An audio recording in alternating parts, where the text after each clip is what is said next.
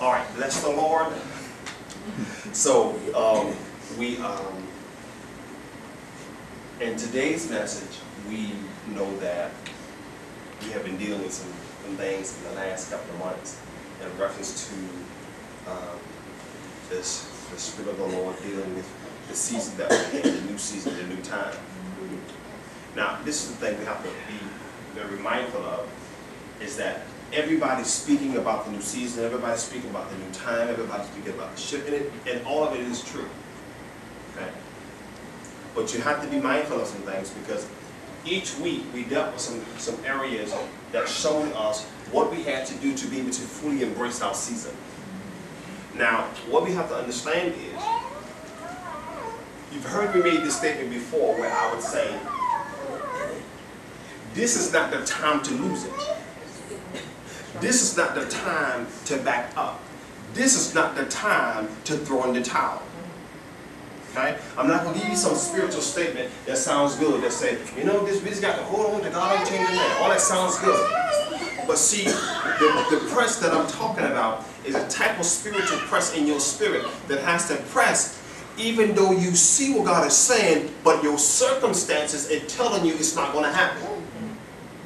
Because your circumstances are talking to you and saying this is not going to happen. Because your circumstances can talk, and it has a voice. And when it's talking to you, sometimes it messes with your flesh. And it talks to you to a degree where it makes you sometimes say, man, please, I know what God say, I know what He said, I know to still love the Lord, I know to still be dedicated, but I'm tired. I'm fed up. I'm sick of this. Watch this. Yet we have faith. Yet we have vision. Yet our spirit understand what we see, what He's shown us, what men of God and women of God have prophetically spoken to us. But at the same time, we know that we're getting ready to embark a new season. We know that this season is going to involve prosperity. It's going to involve increase. It's going to involve a peace. It's going to involve a favor. We know that that's what we're getting ready to embark upon. We know this. But at the same time, our circumstances is speaking to us. And it's speaking in a way of making it seem like what we've actually been seeing prophetically is not going to take place. So you might ask the question, what do God want me to deal with this morning? He wants me to deal with a particular area.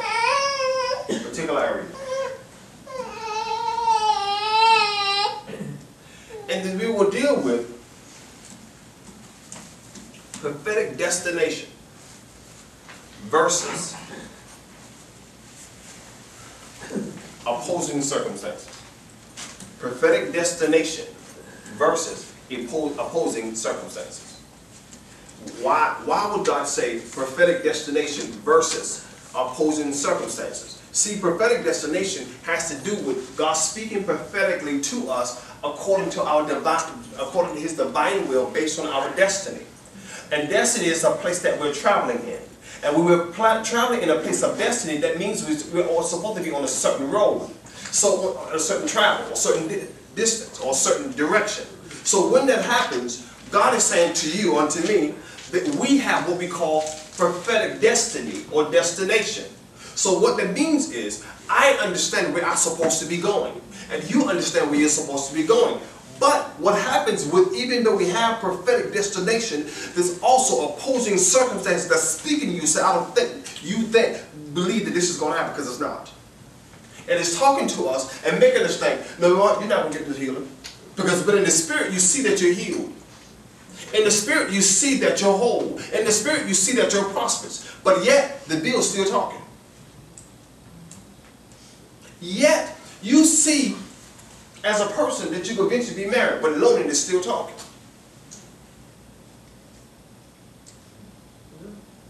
Hello? Yeah. Loneliness is still talking.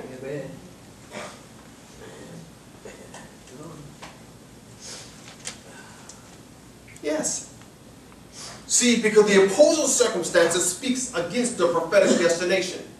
The prophetic destination is what has been spoken to you and me prophetically according to our destiny.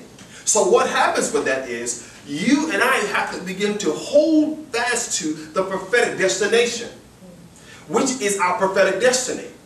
Now, what you have to understand is this: the opposing circumstances always make you feel like the prophetic destination is not going to take place, which is the place of grabbing hold of your season. So if you have to grab hold of your season, that means you have to grab hold of prophetic destination. Because prophetic destination is going to always let you see in the spirit what you're supposed to be going towards, in the direction of. And when you understand the direction you're supposed to be taking according to prophetically what was spoken to you, then you begin to understand, this is what I'm going to be grabbing hold of one day. But opposing circumstances begin to say to you in your flesh, no, it's not. No, it's not going to happen. No, you're not going to have that church. No, you're not going to have that husband. No, you're not going to have that wife. No, you're not going to have a child one day. See how old you are now? You're in your 30s. See how old you are? You're almost 40. No, you're not going to have that. No, you're not going to have that new car. No, you're not going to get that house. No, you're not going to be flowing heavy in the spirit. No, you're not going to be used mightily of the Lord. No, you're not. No, you're not. And opposing circumstances keep speaking against prophetic destination. Now, this is what's happening with a lot of God's people. Opposing circumstances is starting to rob them according to their flesh, being weary and being upset and being tired. And for that reason, opposing circumstances is speaking to them, and they're now, to a degree, losing a level of faith. Because when you grab hold of prophetic destination, your faith is supposed to go to another level, and then your confession changes. Why your confession changes? Because what you begin to do, you begin to and constantly begin to speak on what you know in your spirit and what you see. When you start to speak opposite of that, means the opposing circumstances start to weigh your flesh down and weigh your spirit down. It's starting to weigh your spirit down. And before you know it, you begin to talk fleshly. Hear it now. When the Bible talks about the spirit and the war, the flesh and the spirit warring, we keep thinking, most people think, I'm not saying that all things, but most people generally think, when they get to that realm, they think the flesh, they think lust. Most think that's the first thing, lust for women, men, lust for money, lust for greed, being greedy, lust for things. No. Do you understand that war between the flesh and the spirit also has to do with grabbing hold of your prophetic destination and promise? You battle with that. You battle with that. Because that means you're carrying something. And you have to deliver this thing. Because there's a birthing process. And if it's a birthing process, you have to carry it to full term. Why? Because there's a time frame that you're going to be able to grab hold of it.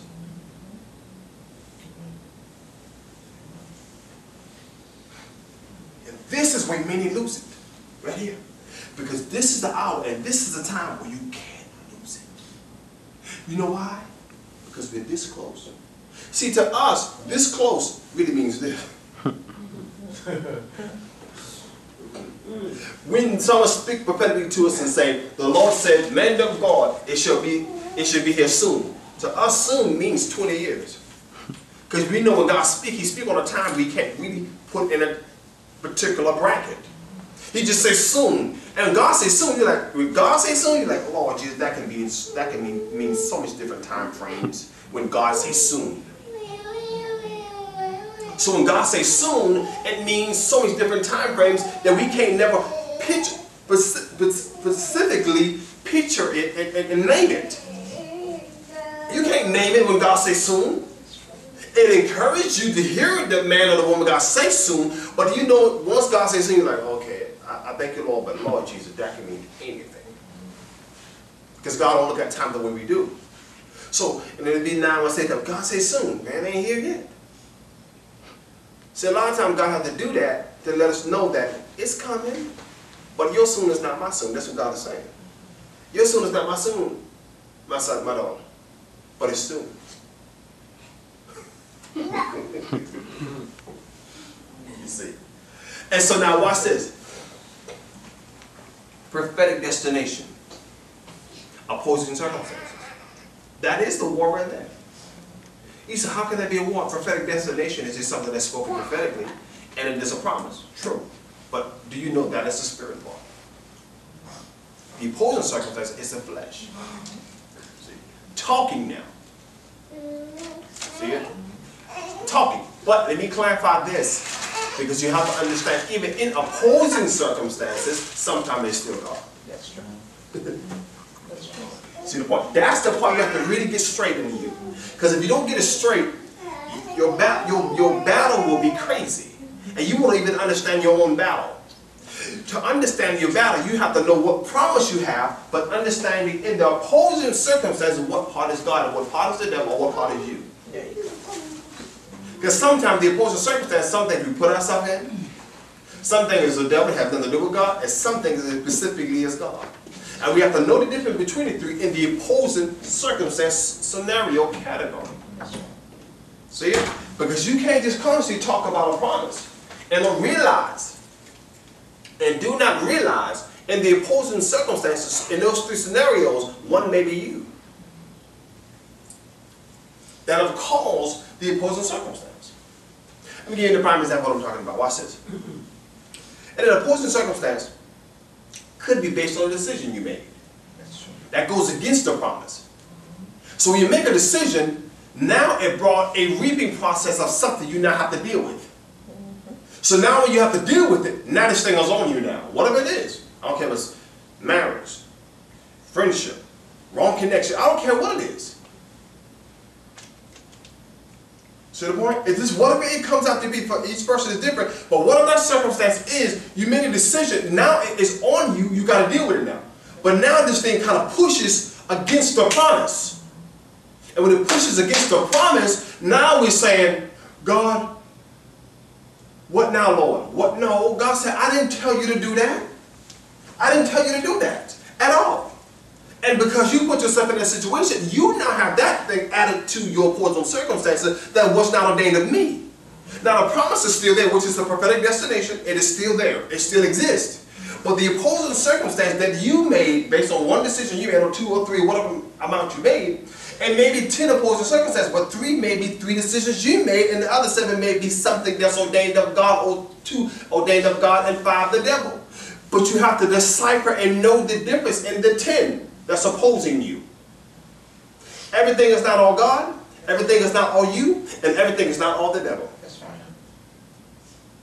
You have to know the difference. Because if you don't, you have a crazy battle. And you begin to speak things and say things that speak against your actual promise, which is your prophetic destination.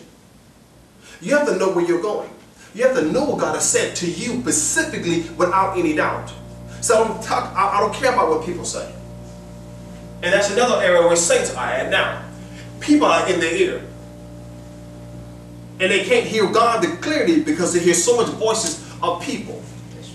And because they're hearing so much people talk, now it got them battling in the area of their own emotions when they should have had clear emotions based on the battle of opposing circumstances that just came, not what they added. You get it? See, in other words, I could battle and add the battle.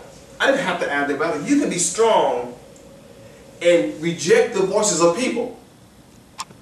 But you also could be weak and add the voices of people. So you make the choice, I make the choice. So when you made the decision, or I made a decision to add the voices of the people, that now becomes an extra opposing circumstance that was not necessary for me to add on this side. See,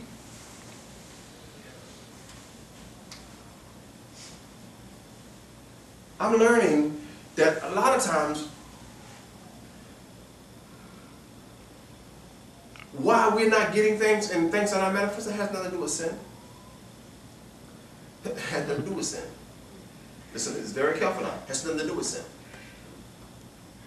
It has to do with allowing our faith to be tampered with according to opposing circumstances, messing with us.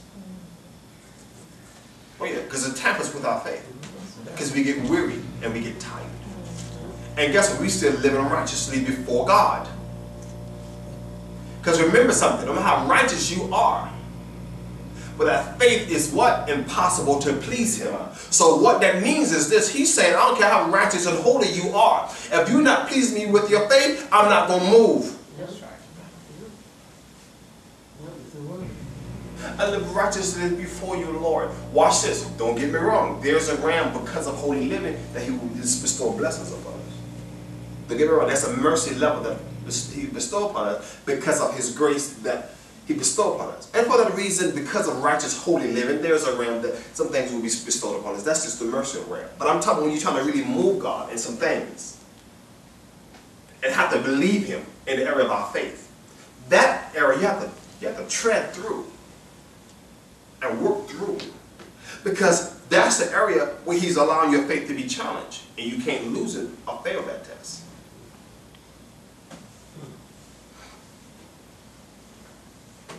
If that's the case, everybody who just live righteous, who's sick, will just be healed. Just like that. Why did I heal? I mean, come on, just think about it. I mean, people who are sick, Christians, living holy lives, still sick. Why? There's reasons behind that. There's reasons. Why? So you can't say it's not God's will for them to be healed, because it is His will that they be healed. So why did I heal? Why everybody not prospering financially? It's a reason behind that. What's the reason? Think about it. What is the reason why everybody not prospering financially? Now remember something. Jesus made a statement. He said that the poor will what? Always be among us. It's the reason he made that statement.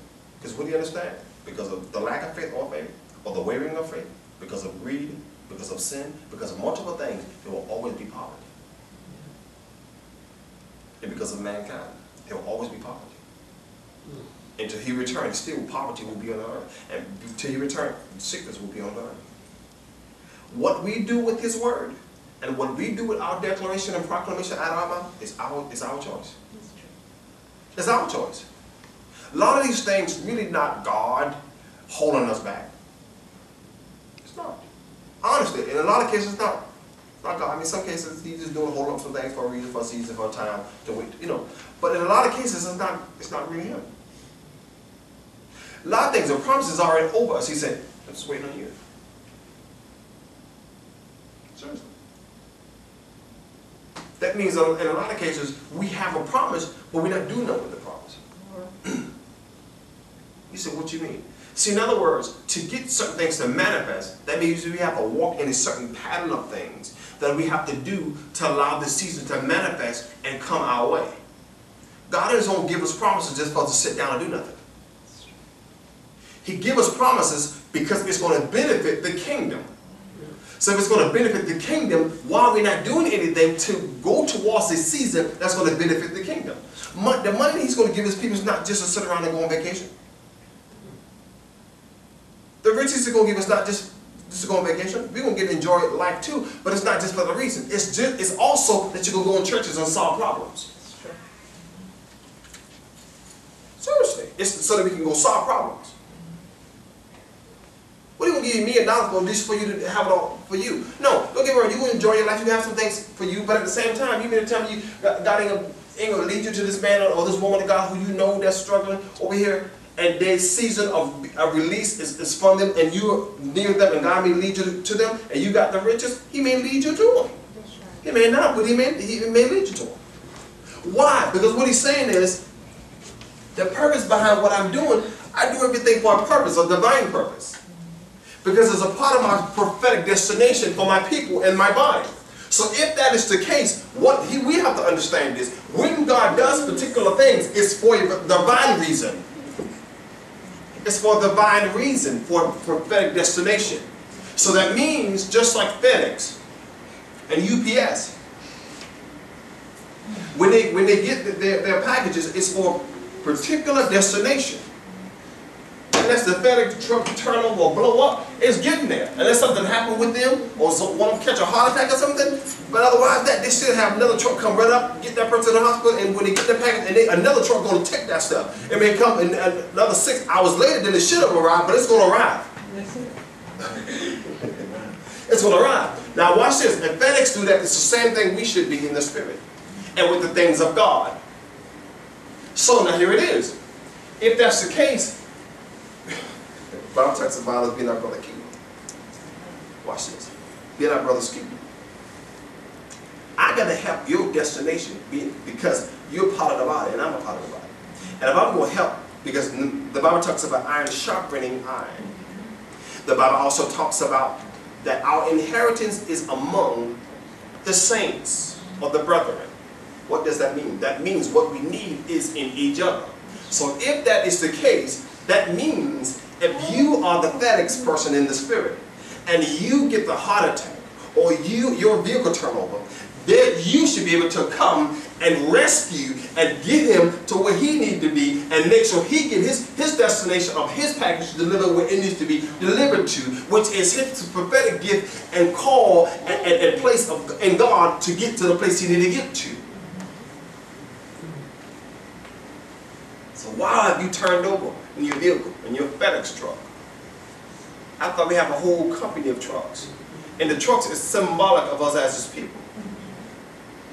So guess what? When your truck turns over, don't worry about it. We got the big tow truck of the from the FedEx company. That's going to come tow your vehicle. And then we will make sure we get your stuff and put it in one of the other vehicles. And that is the carry of being our brother's keeper. See, and one of the reasons why prophetic destination can't meet is because it's a scenario where there's a lot of turned over trucks and everybody just using their truck to go around the next person turned over truck. Just going right around. Nigga, man, that street right there, turn over truck. Hey, man, that street right there, turn over truck. Well, I wonder what happened why his truck turned over like that. Did his tire bust? What happened to him? Watch this. What happened to him? Why his truck turned over like that? Oh, you see his friend over there, his truck turned over too. And it's symbolic of us seeing the things that's going on in the kingdom, that we can help one another and we don't. And we say, look, you see sister so-and-so, you see prophet so-and-so, you see elder so-and-so, you see pastor so-and-so, you see brother so-and-so, see what's going on with them, you see what's going on with their marriage, you see what's going on with his health, you see what's going on with his money, you see what's going on with his car, you see what's going on with him. It's a shame. Vehicle turn over in the sense of those circumstances. And what everybody do instead of go to try to help and lift it up, just ride right around it. Walk right around it. Just walk right around it. Because what has happened, especially when a person has been delivered out of their poison circumstances, and they're heading on there, there's two things that happen to individuals.